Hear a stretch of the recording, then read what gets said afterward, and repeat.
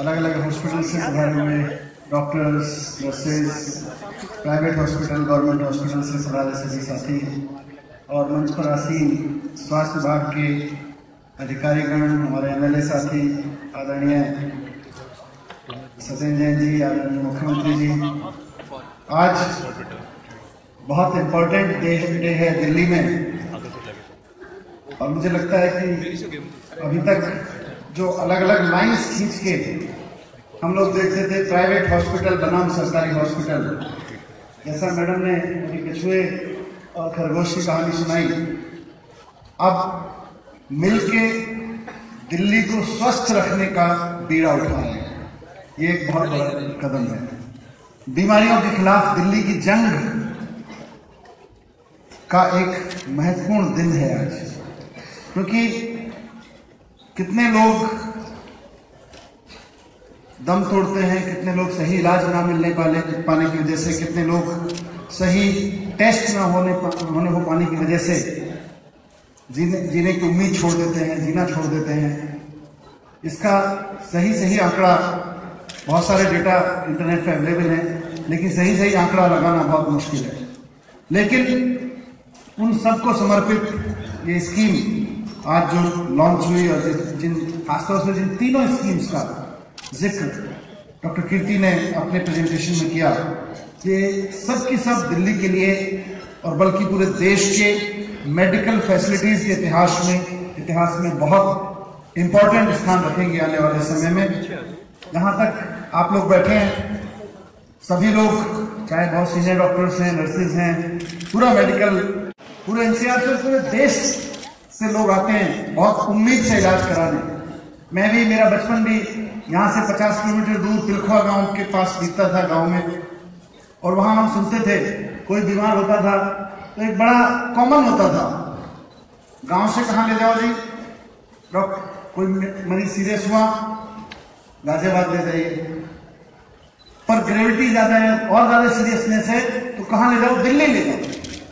और गांव में सपन होता था दिल्ली के हॉस्पिटल में दाखिल हो गया ना, अब तो बच ही जाएगा, अब तो ठीक हो ही जाएगा।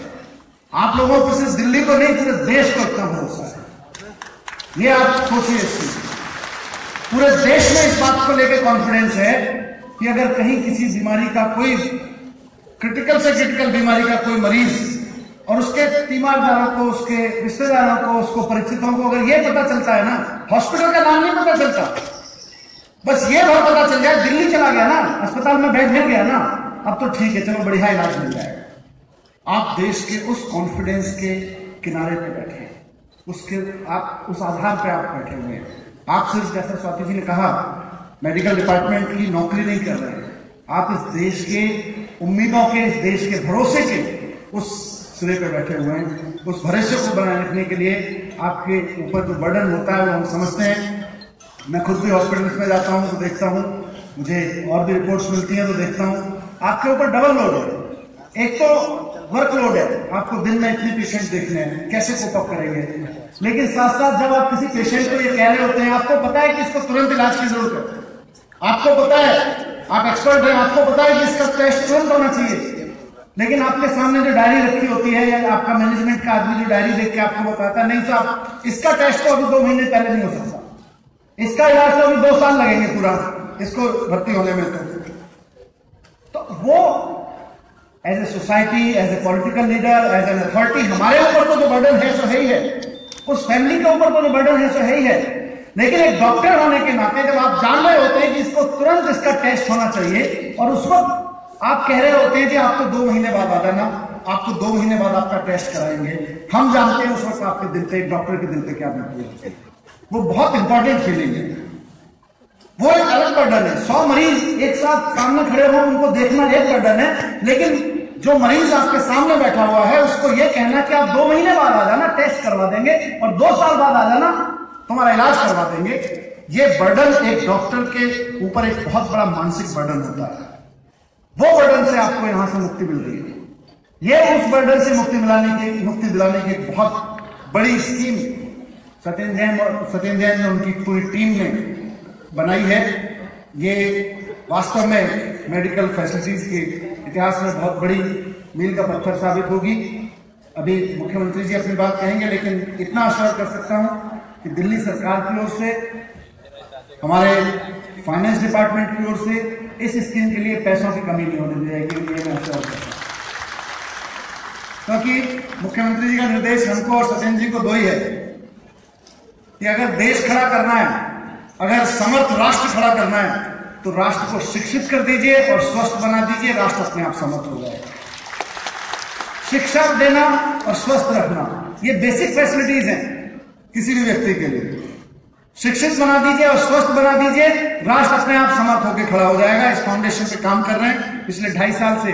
दिल्ली में आम आदमी पार्टी की सरकार चल रही है इसी में, और आज 2.5 साल बाद सिर्फ भाषण देने के लिए, ऐसे बात करने के लिए नहीं, बल्कि प्रमाण है कि देश की कोई सरकार आज भी, और इतिहास में उठा के देख लीजिए, शिक्षा पे अपने बजट का 25% कोई खर्च नहीं कर रही। एकमात्र दिल्ली सरकार है जो पिछले 2.5 साल से पूरे के पूरे बजट का एजुकेशन पर 1/4 पैसा खर्च कर रही है। और हेल्थ पर, सिर्फ शिक्षा पे नहीं, हेल्थ पे आज हम 14% खर्च कर रहे हैं। पिछले साल 18% था, अगर परसेंटेज में देखें तो 14 से 18% हम हर साल खर्च कर रहे हैं। ये भी आपको किसी देश की सरकार में, किसी सरकार का हेल्थ का बजट नहीं मिलेगा। वी से व्हाट वी मीन, अगर हम कह रहे हैं तो वो कर भी रहे हैं, पर हमको ये पता है कि सिर्फ पैसा पार्क कर देने से इलाज नहीं होने वाला है। बहुत सारी फैसिलिटीज डेवलप हो रही हैं। सत्येंद्र भाई के साथ में बैठ के हमेशा डिस्कशन होता है, इस हॉस्पिटल में इतने बेड इंक्रीज कर देंगे, ये नया हॉस्पिटल बनवा देते हैं, इतनी मोहल्ला क्लिनिक बनवा देते हैं। लेकिन एक आदमी अगर आज बीमार खड़ा है, वो आपकी योजनाओं से ठीक नहीं होगा, वो हमारी योजनाओं से ठीक नहीं होगा, वो हॉस्पिटल का मैप देखने से ठीक नहीं होगा। उसको तो आज इलाज चाहिए, आज उसको टेस्ट होना मांगता है, उसको आज उसको डॉक्टर के साथ सर्जरी मांगता है। वो सिर्फ हम ये कहें नहीं आप चिंता मत करो, इस हॉस्पिटल में हमारे पास अभी 100 बेड है, इसको हम अगले 2 साल में 200 बेड का कर देंगे, उससे थोड़ी ठीक हो जाएगा। हम उसको बहुत बढ़िया हॉस्पिटल का नक्शा दिखा दें, देखो हमारी सरकार के पास में हमने योजना बना ली है, हमने 14% बजट रख रखा है, और अब देखो ये वाला हॉस्पिटल का इतना बढ़िया नक्शा बनाएंगे हम, उससे ठीक नहीं होगा।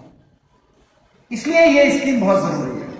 उसको तो आज इलाज चाहिए ना, उसके परिवार को तो आज टेंशन हो रही है ना, तो उसको ठीक करने के लिए स्कीम बहुत जरूरी है कि आओ, कल जब हम सारे हॉस्पिटल में बेड बढ़ा देंगे, कल जब हम जितने नक्शे बने हुए हैं इनकी बिल्डिंग खड़ा करके, इनमें डॉक्टर्स अपॉइंट करके, सारी फैसिलिटीज डेवलप करके इनको फंक्शनल हॉस्पिटल बना देंगे, तब आपका इलाज यहां क्या करेंगे। लेकिन अभी आपको दिल्ली के किसी भी जो बड़े प्राइवेट हॉस्पिटल है जिनके नाम है, आपको सबसे बेहतरीन इलाज वहां पे करवाएंगे। और अच्छी बात यह है, मैं 2.5 साल से सरकार में हूं, मैं भी देख रहा हूं, उससे पहले जर्नलिज्म में रहा, सोशल एक्टिविटीज में रहा, तब भी देखता था कि देश के नेताओं का और देश के सीनियर अफसरों का सबका इलाज प्राइवेट अस्पतालों में होता है। तो आज, और आम आदमी जब जाता है तो वहां गवर्नमेंट हॉस्पिटल की लाइन में लगा रहता है, उसको 2-2 साल का बाद का समय मिलता है। तो आज इस स्कीम के माध्यम से वो बाउंड्री टूट रही है। आज देश के हर, दिल्ली के हर आदमी को, आज दिल्ली के हर आदमी को वो बेहतरीन इलाज, वो चाहे गवर्नमेंट हॉस्पिटल में हो, और अगर गवर्नमेंट हॉस्पिटल में भी लाइन लंबी है तो प्राइवेट हॉस्पिटल में वो बेहतरीन इलाज उपलब्ध हो जाएगा। ये बहुत बड़ी बात है। आखिर में एक बात कह के, मैंने पहले कहा कि इसके लिए फंड्स की कमी नहीं होगी, ये एक फाइनेंस मिनिस्टर का वादा है आप लोगों से। लेकिन एक चीज ध्यान रखना, हम यहां से स्कीम बना सकते हैं, पैसा दे सकते हैं, कागज पे बहुत सारे अच्छी चीजें कर सकते हैं, लेकिन इसका इफेक्टिव इंप्लीमेंटेशन आपके हाथ में है। आप लोग जितने यहां बैठे हैं, ये स्कीम सफल होगी या ये स्कीम असफल होगी, लोग इसका मैक्सिमम फायदा उठाएंगे या लोग कहेंगे स्कीम बेकार है, ये हमारे हाथ में नहीं, आप लोगों के हाथ में, जितने लोग यहां पे बैठे हैं, आपके पूरे टीम्स के हाथ में। इसलिए ये स्कीम को आपको अपनाना पड़ेगा। इस स्कीम को आपको मानना पड़ेगा कि ये हमारी सुविधा के लिए बनी स्कीम है। हमारे ऊपर जो इमोशनल बर्डन था किसी पेशेंट को ये कहने का कि अब आपका टेस्ट 2 महीने 4 महीने बाद होगा, तब आना, अभी मशीन खाली नहीं है, आपकी मदद के लिए आपने इस स्कीम को अपना बना लिया, अपनी सुविधा के लिए देख लिया, तो उसके बाद इसको सफल होने से कोई नहीं रोक सकता। उसके बाद तो आपके यहां से बस डिमांड्स आनी है, सेक्रेटरी साहब इतनी ग्रांट और दे दीजिए, सेक्रेटरी साहब हमारे पास ले आएंगे, मिनिस्टर, हेल्थ मिनिस्टर हमारे पास ले आएंगे फाइनेंस में। लेकिन इसका मिसयूज भी ना हो। किसी ने मुझे बोला जब हम स्कीम पे चर्चा कर रहे थे कि जी बड़ा आप इसे रैंडम कर दोगे तो बड़ा मिसयूज होगा। मैंने कहा कि इतने लाखों लोग इससे बच जाएंगे, उनका सही समय पे इलाज हो जाएगा, आप उसकी चिंता करिए, मिसयूज का इलाज करने के लिए और अथॉरिटीज हैं वो देख लीजिए। तो आप सब लोगों को बहुत बहुत बधाई। आप सब लोग इसी तरह से दिल्ली की सेवा करते रहें, मुस्कुराते हुए सेवा करते रहें, लोगों के होठों पर हंसी लाते रहें, लोगों की जिंदगी में जिंदगी लाते रहें। Thank you very much.